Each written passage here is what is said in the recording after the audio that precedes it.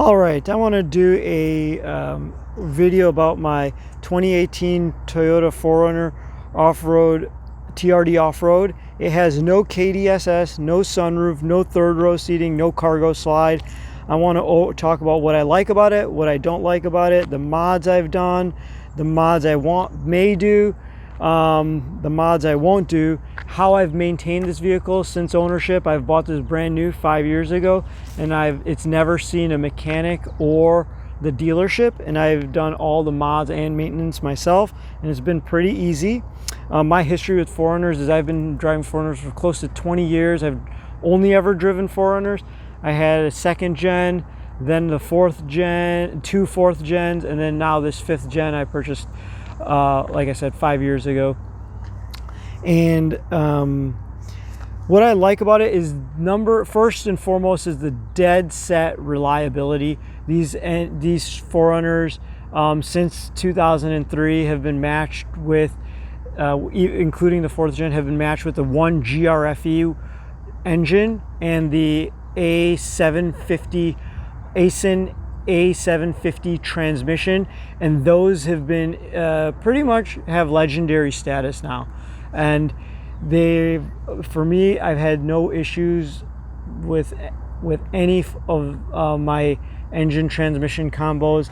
And I'm just talking about the 4Runners I've owned. Within my family, we've had, I think, about a total of 7 4Runners, with the collectively close to 400 to 500,000 miles between all of them, and never had any issues. These 1 GRFE and this A750 engine transmission combination has been used in the Land Cruisers 200 series overseas, and it's also been used, the transmission, the A750, has also been used in combination with the 4.7 liter V8.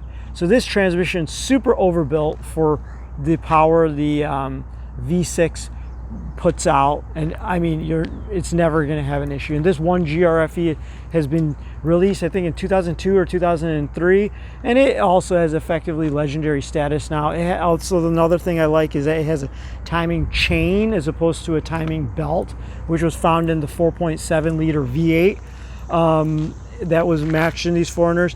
Another thing, it's a 6-speed transmission. That doesn't bother me. I don't need the baggage that comes with the 7-speed, 8-speed transmission and the reliability issues that probably introduces. I don't need gear hunting. So I'm more than happy with the 6-speed transmission. And people will knock the 4Runner for gas mileage, and that is one of the things I don't like. Other thing I like about this 4Runner is the high ground clearance. This has about 9 to 9.5 inches of ground clearance, and that's also a reason I didn't go with the KDSS. With KDSS on these, you will lose 1 inch of ground clearance. I also like that this particular 4Runner has no electronic nannies. It also has a manual transfer case as opposed to an electronic one. I like that. And I also like that it has a minimalistic infotainment system, and it doesn't have a very complex one. And I really like that there are buttons, big buttons to get things done.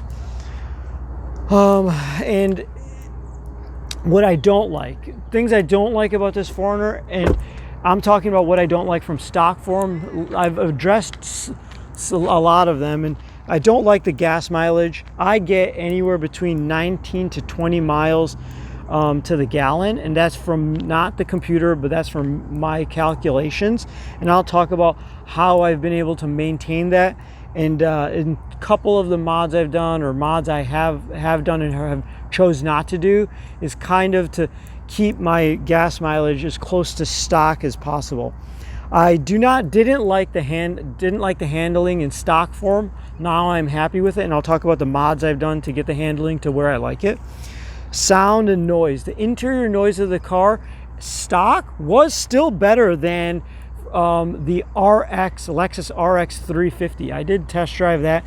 Stock, the noise was better, but the only thing that ever compelled me to want to move from a 4Runner to a GX or a luxury car was not the ride quality, it was more just the interior noise. And I did some mods to address that, and I have some mods pending that will further address that I'll go over in this video. And I got it down to where this is just as quiet as a Lexus LX 470, and so I'm content with it now in terms of the interior noise, and I have no interest in trading this in or getting a luxury car, and I'll go over the things I did to get that where it is. Okay, so the mods I have done on this car, I'll go through the easy ones and then the hard ones. First, I modded the shift knobs. I just wanted to have them look the same. And so these are, I believe, Dacron or some sort of plastic TRD shift knobs. And these are very easy to mod. They screw off, and then you can screw these in. It just makes them look uniform, and it's not as large and bulky as what it comes with stock. And so it looks a touch unfinished because this is like a thin stick and then it goes into the knob. But personally, I really prefer it. And it also blends into the what do you call it? The theme of the car, or the trim of the car, with this being black and the red writing matches the red stitching. So that's a very minor mod. What else did I do? To address the easy mod was the floor mats. So all the floor mats, and I would decide to go with Husky instead of the WeatherTech. I can't remember exactly why. I think it was they were not as expensive and they got just as good reviews. So I have that there, and I also have it in the cargo area. I'll show you later in the video. Another mod I've done is this is the mod that helped with the sound road noise and interior noise on the vehicle. You hear that? Sounds like a wall. This is what it used to sound like. But so this does not have any sound dampening. That's what the doors used to sound like. There you go. It sounds pretty much like these doors sound like Mercedes when they close. And this is totally hollow inside. So I dynamated all of the metal, and it was easy to do. All I had to do was pull these panels out. That's a whole video of itself, but there's videos on YouTube about how to sound deaden this. And that significantly decreased the road noise on the inside of the vehicle. I even did it back here. It was a little bit of a pain, and I also did it back on the trunk, so you can hear this is all sound deadened. And obviously on the other side. So as I mentioned, I sound deadened all of these areas with Dynamat. And so the other interesting thing is tying into this is without the sound deadening. I didn't want to add the significant amount of weight in my efforts to sound deaden my 4Runner. So what I was very careful with placement. I actually also pulled up this area and sound deadened under the carpet. Now it was pretty tedious, and it took me, I want to say, like 2 days to do it, but after it was done, it was totally worth it. That mod worked out to, I think, close to 180 or 200 bucks, and it cost me 25 pounds in weight. And so that was well worth it. 20 to 25 pounds, and I used 2 packs of 9 sheets of Dynamat, and I think it was well worth it. And so that helped significantly with the road noise. My next mod are Bilsteins. I installed myself Bilstein 5100s on all 4 corners. And let's see if I can try to get in there to show you. There it is, right there. There's the one. And I was able to do this with basically a floor jack, a couple of hand tools, and I did all of this myself. I did not take this to a mechanic, and I was able to do it without using a spring compressor. There's a method to do this mod without having to use a spring compressor. And so, as I mentioned, one of the things I disliked was the handling. And what I disliked about the handling was the nosedive on braking and the body roll on high speed, on turning. And so that helped with both of those immensely. I no longer have, nosedive with braking, and I no longer have a significant body roll with sharp turns, and that helped greatly with the handling, specifically in the front. When I set these Bilsteins, I set them for a 0.85 inch lift in the front. I would have liked the 1 inch lift in the front just to level the front and the rear like it comes stock with the TRD Pros with their Fox shock from factory. But 0.85 was just enough where it's not too noticeable, and so I'm content with the amount of lift. That's the setting I chose these Bilstein 5100s to run on, is a 0.85 inch lift in the front. And so I no longer have any complaints about handling. I no longer have any complaints about the interior noise while driving, and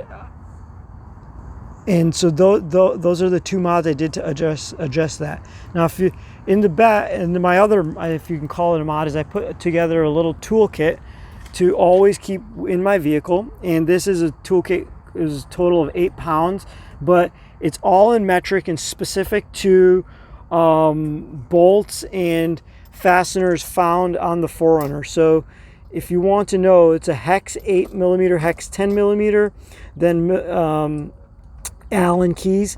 Then there's a sockets 8mm, 10mm, 11, 13, 15, 17, 19, 5 and 16th, and 22mm, and a 12mm, as well as a 14mm, as well as a 12mm, and then some, and a 17, 19, 14, 12, 10, and that, and some couple of screwdrivers, and of course this, and of course an extender.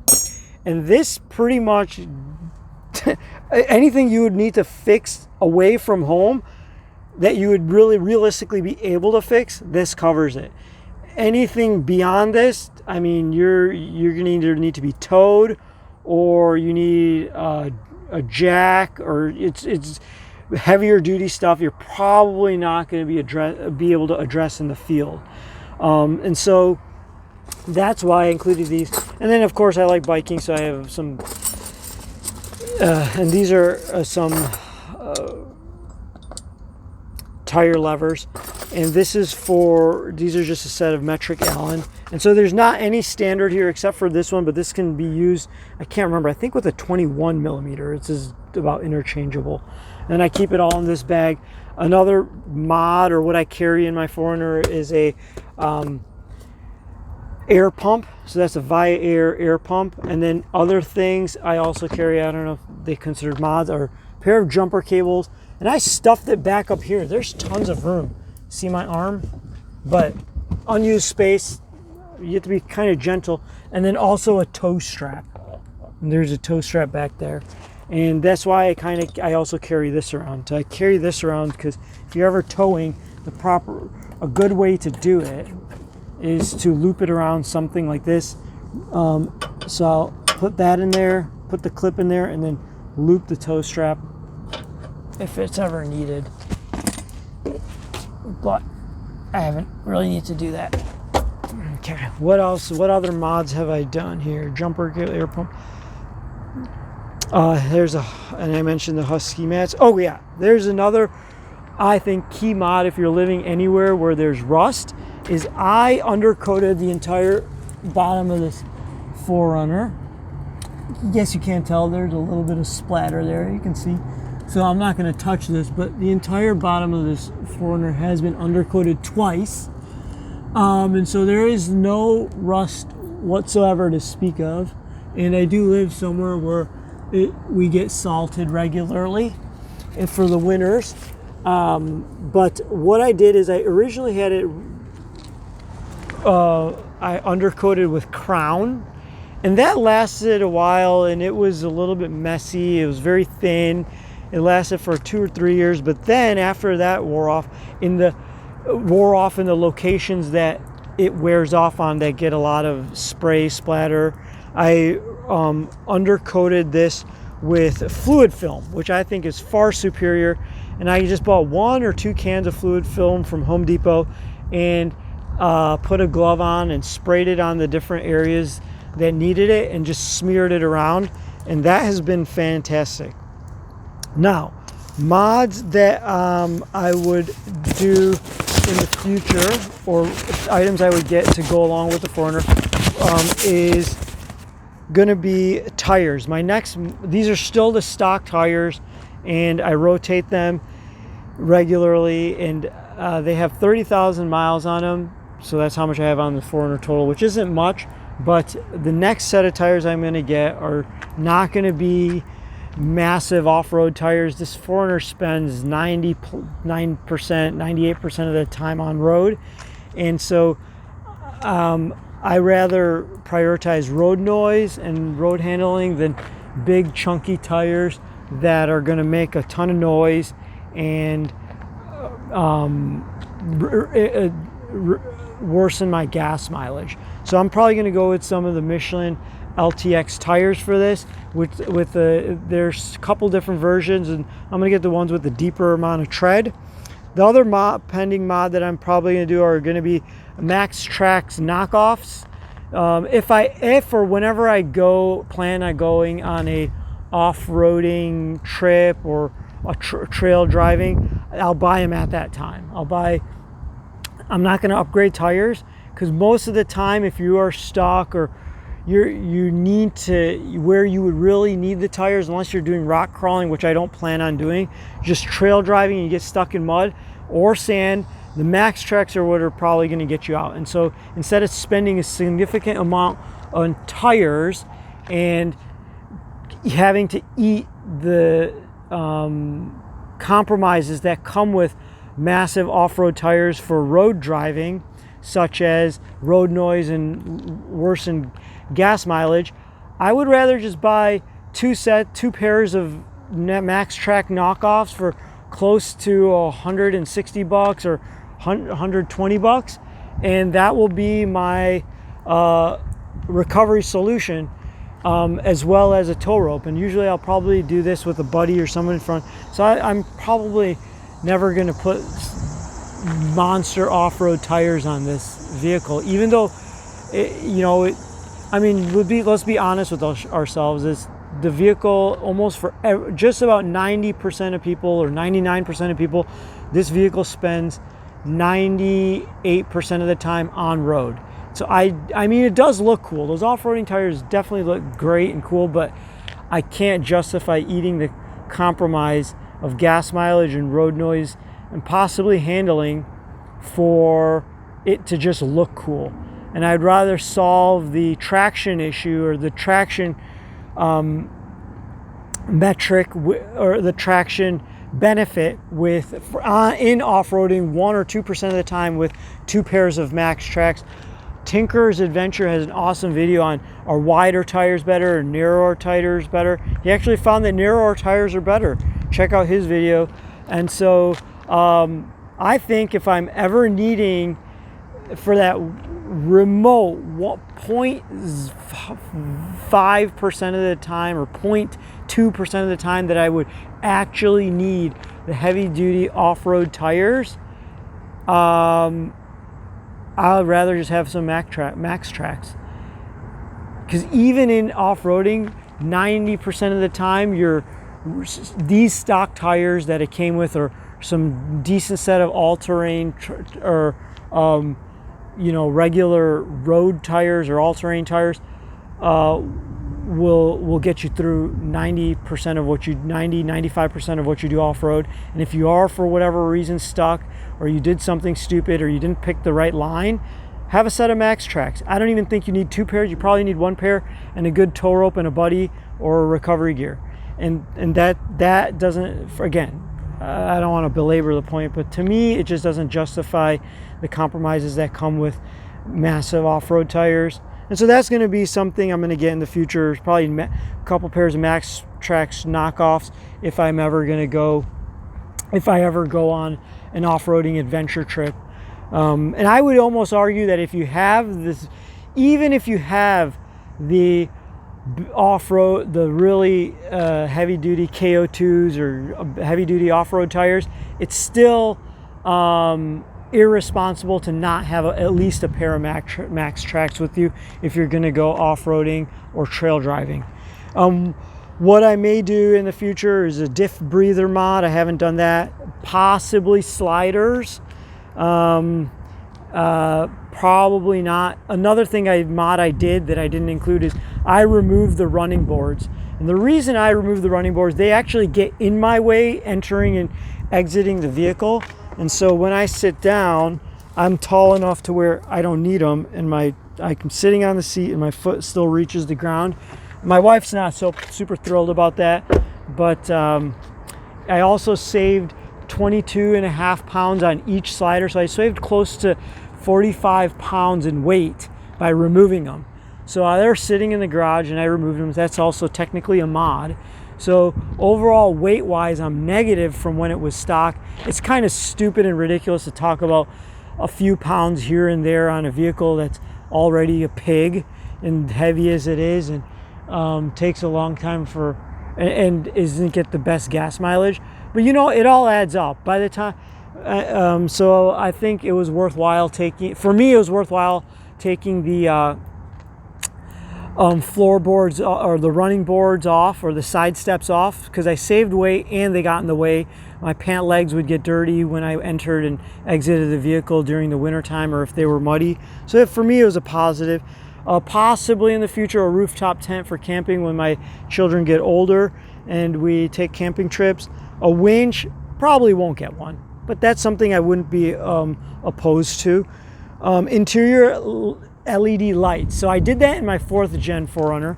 My 4th Gen 4Runner, I replaced all these interior lights with LEDs. And what I found is they were just so bright. They were so bright that when I actually needed them in the time that it was dark, they were almost blinding bright. So I actually decided not to do the mod. I may do it in the future on this 5th Gen 4Runner. And so they are very bright though. They'll light everything up. And then another thing I may get once we take more trips, or when we start taking trips, is a 12 volt fridge. Put that in the back. Things I won't do that I have done in the past and I had bad experiences with, or I just don't think I will need to do. One is a can-end filter. I found those kind of finicky. I didn't get that much more of a gas mileage improvement. I ran those on the 1GRFE in my 4th Gen 4Runner. And plus people have had reports of having mass airflow sensors. The O2 sensors or mass airflow sensors kind of go bad with the, the oil getting into the system. So I just go with the regular standard air filter. I didn't see that much of a gas mileage improvement.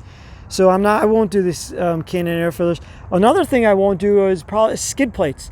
I know if I will definitely never ever do aluminum skid plates, because mainly one for the weight, and two, I've seen some videos where people have banged up the stock skid plates and they work just as fine. And to replace the stock skid plates, which are made out of steel, not as thick as you want to, so you probably can't jack your vehicle up from the stock skid plates, but they get pretty beat up from what people have seen, and they're easy and cheap to replace. You can bang them back into place. And I don't think you should be I don't have any interest in rock crawling, and other people may need them for rock crawling, and that's fine. But I don't need a skid plate to where I need to jack my vehicle, have it strong enough to jack my vehicle up from the actual skid plate. The utility of the skid plate for me is to know, okay, I need to pick a different line, or I need to be careful because I'm scraping on something. So it's more a warning that, hey, You're not damaged anything yet, but you can hear it scraping, so be careful, back off or pick a different line. And that's the plan, that's the way I use it.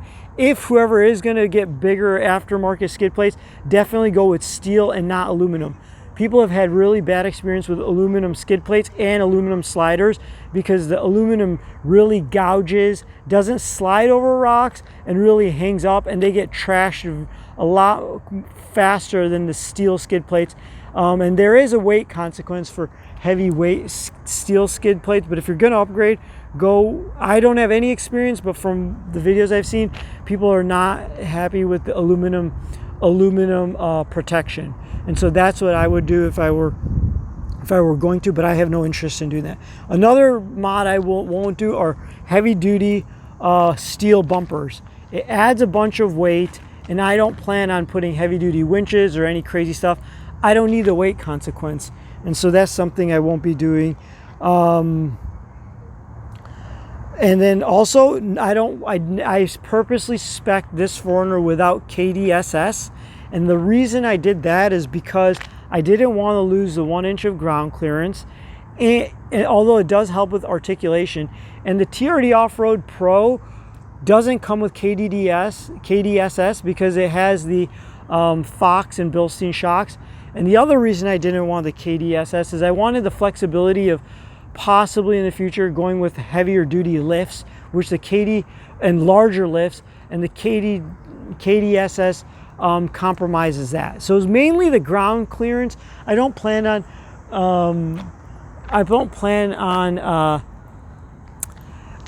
plan on lifting this any more than it is, because after other videos and other approaches to ground clearance I've seen, really the thing that impacts ground clearance, especially on the back, is just tire size.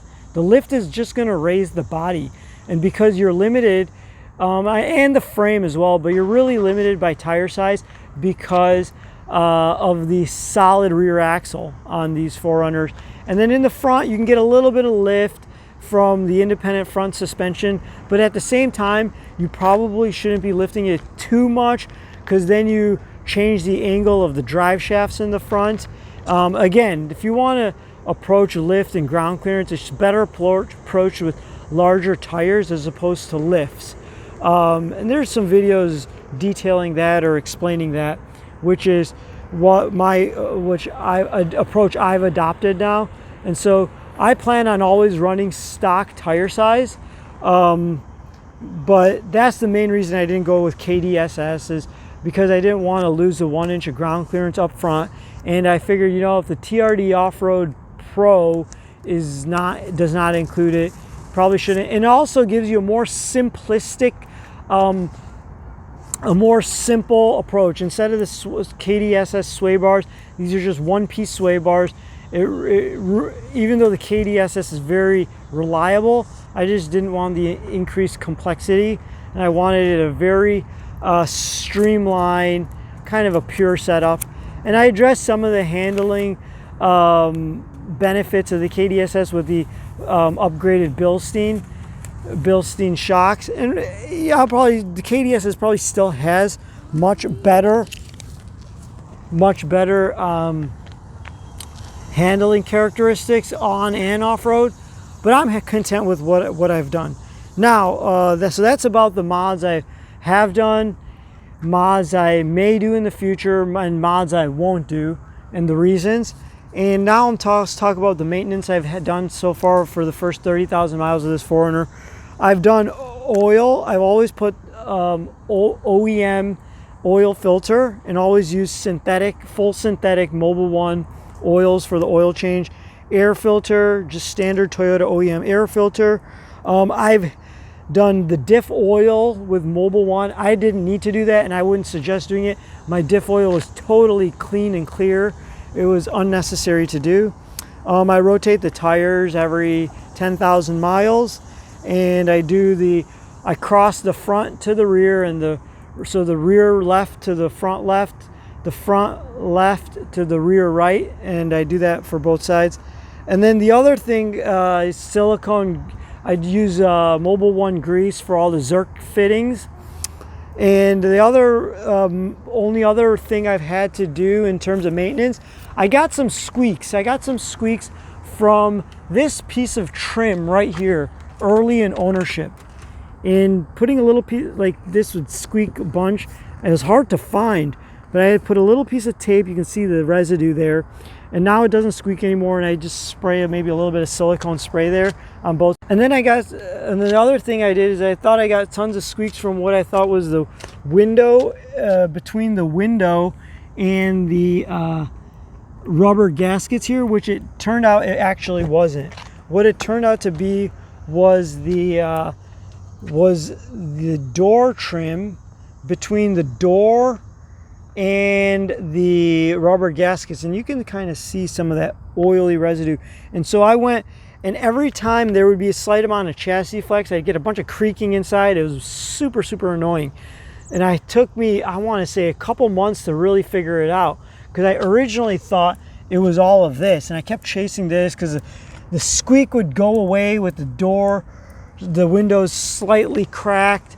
And so eventually what I ended up doing is I silicone sprayed all of the door seals on the front and the trunks, and that pretty much took care of all of the squeaking, and that's gone now, which I'm very happy about. So that's the only other thing I had to fix. Let's see what else. I had written some things down.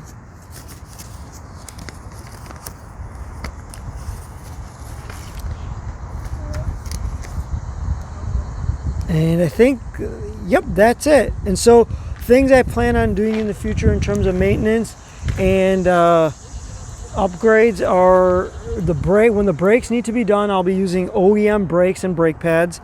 I've used Hawk brake pads in the past, which were great for stopping power, my 4th gen 4Runner, but they created massive amounts of brake dust, which I'm not interested in dealing with. So I'm going to go OEM brake pads.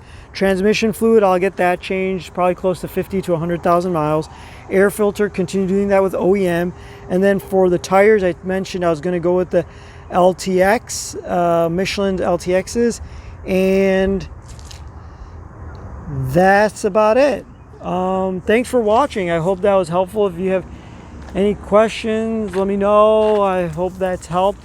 One more thing is I don't ever plan on upgrading these rims. These rims are great, and I've seen pictures or videos where people who actually off-road have really found this helpful. They say this really helps protecting the valve stem from tires rubbing, from rocks rubbing up on the rim and not damaging it. And so that can really save your day. If for some reason this falls on a rock, it'll save your tire stem there, or your wheel stem, without cracking it off and being it. One more thing is these do have full-size spares. They used to be aluminum. They actually had aluminum rims on the 4th gen 4Runners, but they've either downgraded or cost cut to steel rims. Actually, that's another thing I did want to talk about. From the 4th gen to the 5th gen, there has been some areas where they've cut cost, and I feel like, I'm not sure, but I feel like the metal's thinner from the 4th gen. So here, this will vibrate. It doesn't notice and I don't hear it, but this will vibrate during driving, which it didn't on the 4th gens. What else did they kind of cut cost on? Not much else. One other thing but underneath the frame, the suspension from the 4th gen is almost exactly the same. There is such little changes from the 4th gen to the 5th gen. Some of their suspension componentry is bigger, like where the shocks actually go in down there is larger on the 5th gens. But where it counts, they haven't skimped at all. So anything like the frame, the suspension, if anything has been upgraded. Even I believe the rotors are slightly larger on the 5th gen, as well as the calipers, I believe. The brake pads might be larger, but everything's a touch beefier on the 5th. Not everything. Certain things are a touch beefier on the 5th gen. Also from the 4th gen, the stock tire size is a touch larger as well. The rims are all the same. The rims are the same, but the tires that go on there are a touch bigger. In fact, I used to run the exact same tire size on my 4th gens, which comes stock with the 5th gen. What else? That's about it. And also the one GRFE in the 5th gen also has a larger oil capacity for some reason. I'm not sure why. Maybe to decrease oil starving on angles. I know that was only a problem with the 3.6 or 3.4 liter in the Tacomas, but possibly could increase or extend oil life. But it's almost a 1 liter increase in oil capacity on the 5th gen compared to the 4th gen. I'm trying to think of any different other super outstanding differences between the 5th and 4th gen. That's about it. Also, 4th gen was never, unless maybe it was, I don't think it was offered with the manual transfer case. There you go, manual transfer case. That's one big reason I got the Off-Road Pro. I did have one of my 4th gens have trouble shifting from 4 high to 4 low, and that kind of, when I went to the 5th gen, I really wanted the manual transfer case for ultra reliability. Of course, with the manual transfer case, you have no center differential, so it's not an all-time 4-wheel drive setup. But you know, if I need 4-wheel drive, I probably need this. I probably don't need a center diff, or I don't need an open center diff. I mean, and in practice, in the snow and everything, I haven't really found it to be problematic. It's a lot less set it and forget it. Like, you just put it in high 4 with the center diff, or is this on the 4th gens, and some of the 5th gens, and I think in the Limited is an all-time 4-wheel drive, and the SR5 I believe is an electronic transfer case with the center diff. But you know what? I wanted the manual transfer case. I don't need a center diff. It takes out another electronic component for a locking center differential and a locking and an actuator to shift between, you know, 2H, 4H, and 4 low. And so it removes all that complexity. There's still an actuator to engage the front wheels into 4-wheel drive, but that's only one as opposed to, you know, 3 or 4. And the rear, this does have a locking rear differential, which I almost rarely ever use, but it's cool that it's there. It's electronic e-diff lock on the back. That's about it. Thanks for watching.